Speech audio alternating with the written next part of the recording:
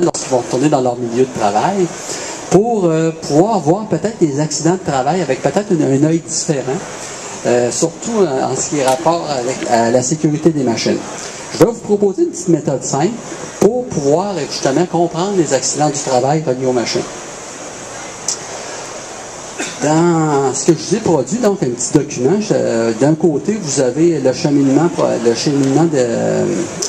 le processus en relation avec un accident du travail. Je vous ai donné quelques étapes à suivre pour décortiquer la situation.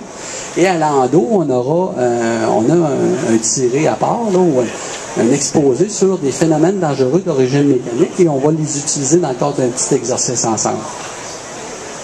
Dans un premier temps, donc, lorsqu'on veut faire de la prévention, souvent on le fait parce qu'il est arrivé un accident. Souvent, c'est l'élément déclencheur, malheureusement, c'est qu'il y a un de nos collègues de travail qui a subi un accident du travail. Puis tout d'un coup, le milieu de travail qu'on pensait sécuritaire n'était peut-être pas tant que ça. Et on va démystifier donc pourquoi il n'était pas tant que ça finalement.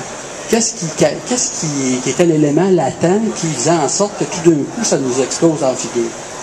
Donc, on va regarder, avec mon petit exercice, on va repérer des indices, on va mettre à jour nos connaissances, on va appliquer le processus accidentel machine et utiliser les moyens de protection. On va regarder comment est-ce qu'on peut trouver des moyens de protection efficaces et pour éventuellement aller vers éliminer l'accès aux pièces en mouvement. Ce qui est le plan d'action sécurité des machines qu'on a mis en application depuis 2005, un peu comme en construction. On veut éviter les chutes de hauteur, les accidents dans les tranchées, les excavations, tout ça. Donc, dans un premier temps, on est dans une entreprise et puis il se passe quelque chose. Il se passe quelque chose, vous reconnaissez un petit peu la petite mitaine du salon. On a un doigt écrasé, un bras fracturé, une main coupée ou un pied amputé. Premier indice qu'on a. Deuxième indice, ici j'ai imaginé un petit moteur électrique qui sert à alimenter un compresseur à air. Ça vous dit quelque chose? Compresseur à air, on voit ça un petit peu dans les garages, on voit ça surtout partout où il y a de l'alimentation pneumatique. Là-dessus, donc, on a un moteur électrique, on a une poulie courroie, on a un certain protecteur, et puis, donc, le courroie fait fonctionner le compresseur. Donc, ça, c'est nos indices. On a un travailleur blessé qui a subi une lésion de cette nature. Il travaillait à proximité de cette machine-là. Là, on dit qu'il faudrait mettre à jour nos connaissances. Bon, on étudie la situation, on se dit, bon, ben, qu'est-ce qui a bien pu mal tourner? Là, on fait le tour de centres de documentation, de sites web qui parlent de sécurité des machines, donc je vous en énumère plusieurs, que vous devriez retrouver, entre autres, sur la page web Sécurité des machines de la CSST. Donc, c'est tous des sites d'organismes très crédibles qui travaillent à la prévention des accidents et notamment en matière de sécurité des machines qui vont vous donner des façons de faire pour évaluer, pour voir si cette machine-là, là, c'est pas une machine compliquée, on s'entend, là, mais des fois, vous pourriez en avoir des plus compliquées chez vous. Qu'est-ce qu'on pourrait faire? De quoi on devrait se méfier? Donc, une fois qu'on a mis à jour nos connaissances, bon, sur les compresseurs à air, dans notre cas, ben, on peut toujours appeler notre fournisseur ou notre locateur de machinerie puis dire, bon, ben, qu'est-ce qui se passe avec cette machine-là? Comment on peut expliquer que des accidents arrivent sur ces machines-là? À la commission, on a notre petit document, nous autres aussi. Donc, le petit document qui est téléchargeable sur Internet à partir de cette cote-là, et vous en avez des extraits là, dans le petit document que je vous avais remis à votre place. Vous allez retrouver les rudiments, justement, pour analyser les accidents ou mieux comprendre le processus accidentel. Le processus accidentel, donc, tous les accidents machines qui se déroulent, nos 15 morts, puis nos 3 amputations, puis les fractures, tout ça, par jour, ben, ça se produit toujours de la même façon. On a un travailleur, personne, pas trop besoin de définir ça, je pense, un phénomène dangereux. Vous êtes familier avec ce vocabulaire-là? Ça vous dit quelque chose? Dans une machine, on met en œuvre différentes technologies, on va dire. Puis ces technologies-là, généralement, sont faites pour manœuvrer, façonner des matériaux, pas façonner les humains. Mais quand c'est un humain qui tombe dans la zone en question, ça pose problème. Et on va un peu décortiquer ça. Donc, on a une personne qui est exposée à un phénomène dangereux, qui va former une situation dangereuse, dans laquelle un élément déclencheur va nous emmener à un élément dangereux. Qu'est-ce que c'est ça? Les éléments déclencheurs qui peuvent être d'origine humaine ou matérielle, puis on dit ici, il y a une petite coquille, peut mener à un dommage. Pourquoi peut mener à un dommage? Donc, il y a des facteurs d'évitement. Ça, on va faire le tour ensemble avec notre petit exemple.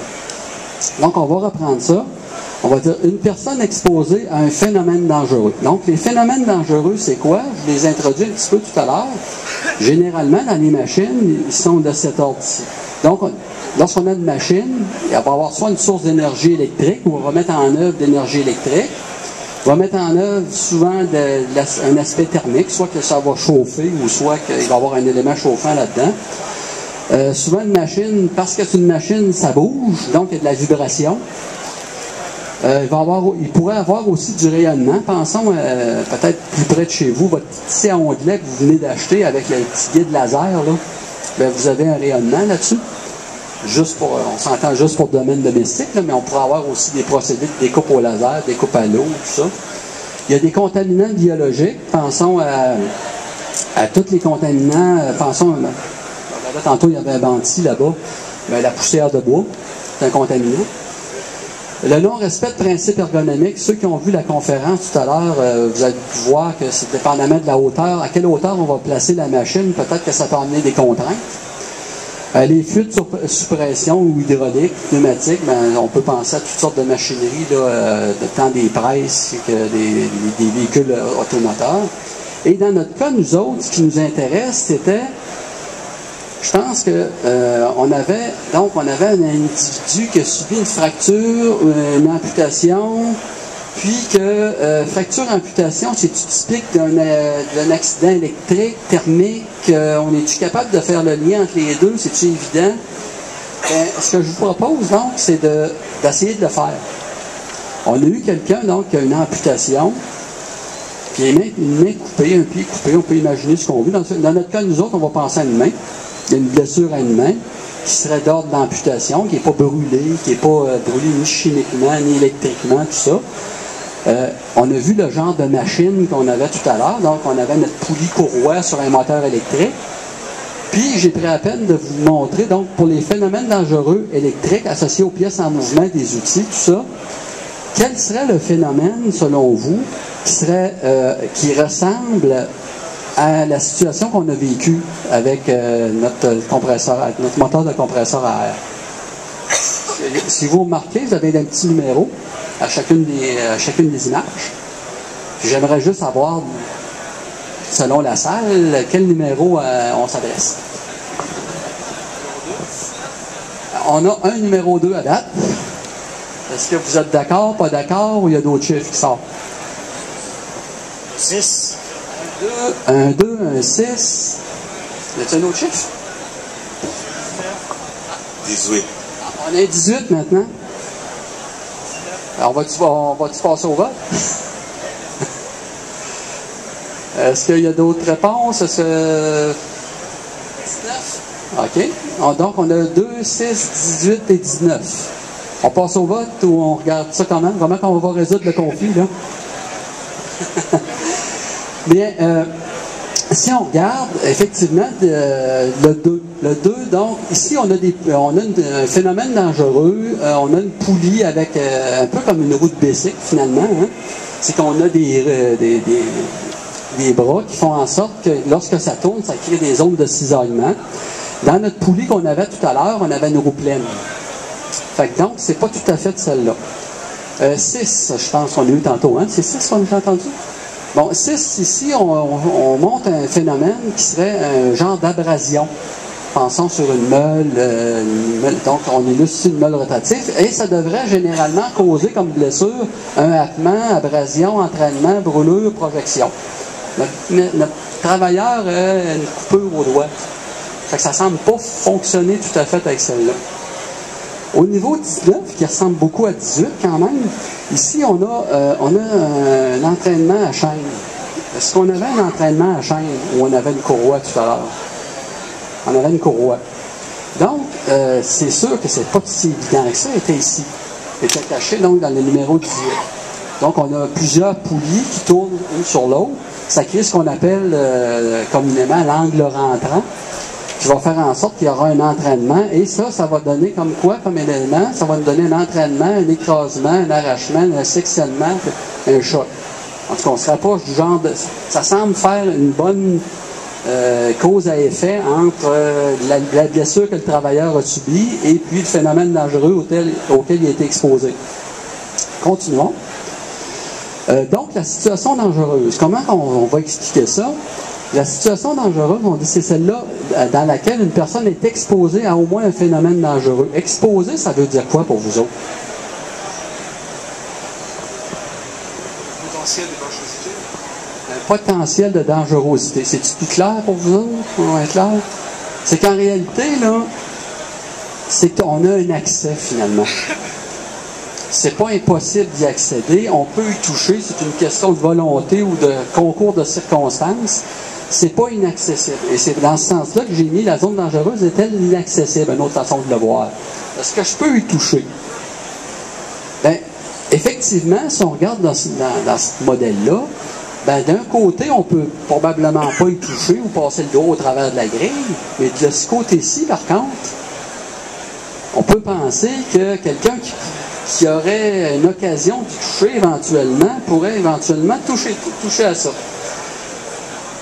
Donc, on a notre situation. Après ça, l'événement dangereux. Parce que là, c'est pas parce qu'on peut y toucher qu'on va y toucher qu'on y a nécessairement touché. Fait qu'on n'a pas encore l'accident, là. Là, ça va prendre quelque chose de plus. Fait que là, on va aller dans une étape plus profond, un peu dans le processus accidentel. On va expliquer l'événement dangereux.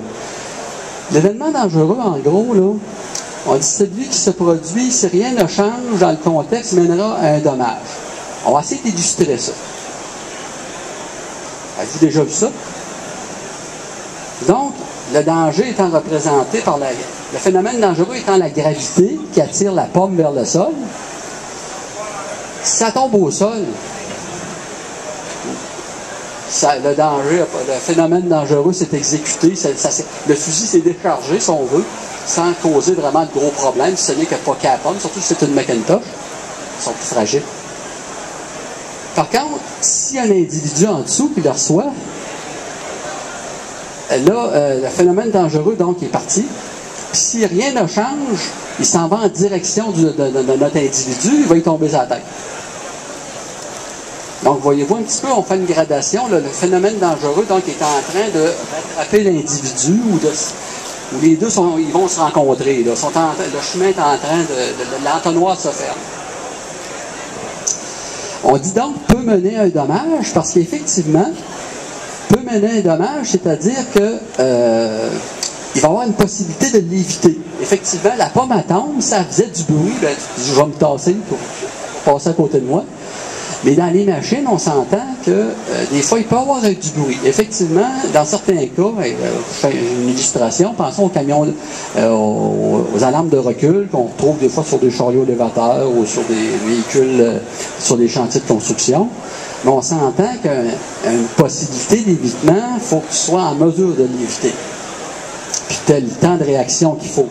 Donc, c'est souvent ça qui se trouve être le problème, puis c'est souvent ça qui explique pourquoi, des fois aussi, c'est déjà on arrive à l'événement dangereux, mais l'accident ne se produit pas tout le temps. C'est qu'il y a eu une possibilité d'évitement, plus ou moins importante, selon la situation.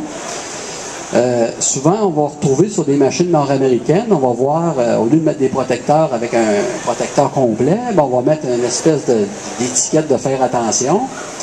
On va mettre des choses un petit peu plus pas vraiment politiquement correctes, là, on va dire des choses qu'on peut retrouver, exemple, dans certains milieux de travail, on va dire.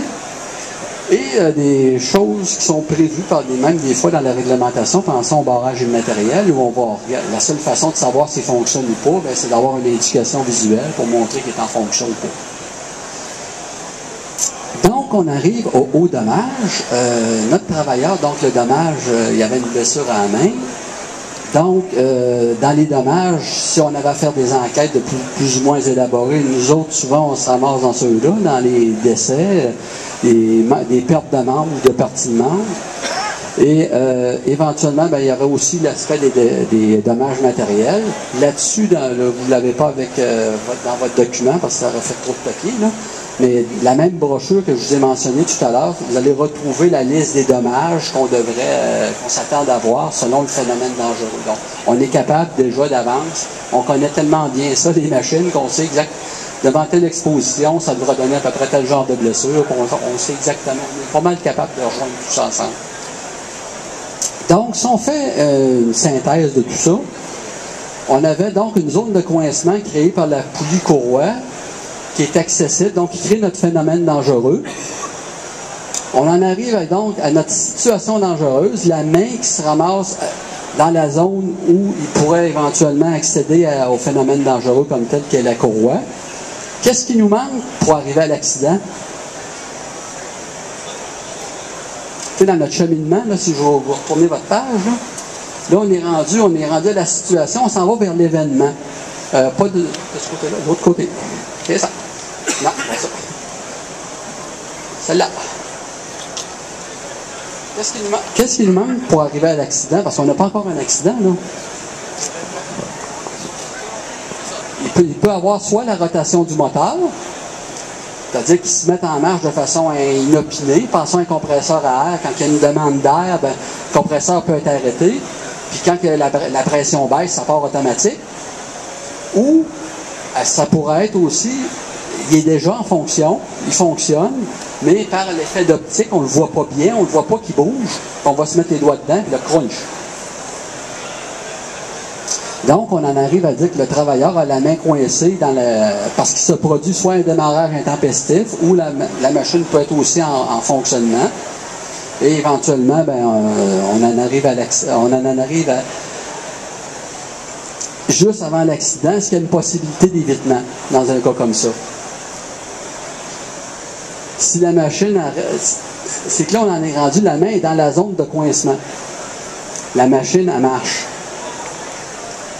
Fait que là, il y a soit qu'il va réagir rapidement puis réussir à s'extirper de l'angle rentrant, que lui, il cherche à le gober, à le manger. Les chances d'évitement dans des cas comme ça sont relativement faibles. Bien, effectivement, s'il ne réussit pas à se retirer la main de là parce qu'il se sent aspiré, ben, on aura le dommage qui sera sa blessure ou qui aura endommagé la machine. Il y a des fois qu'on peut s'en sortir avec juste un bris de matériel, mais des fois, c'est les deux. Donc, au niveau d'utiliser les moyens, au niveau de la réglementation, comment est-ce qu'on voit ça? On voit ça en disant la zone dangereuse doit être rendue inaccessible. Elle nous impose des moyens, donc la réglementation nous impose des moyens à mettre en œuvre pour justement essayer, pour atteindre cet objectif de rendre la zone dangereuse inaccessible. Donc, on va en arriver à dire que pour rendre la zone inaccessible, il existe des solutions. Cette solution-là, exemple, est tirée du guide convoyeur et on l'a dans le guide des propriétaires.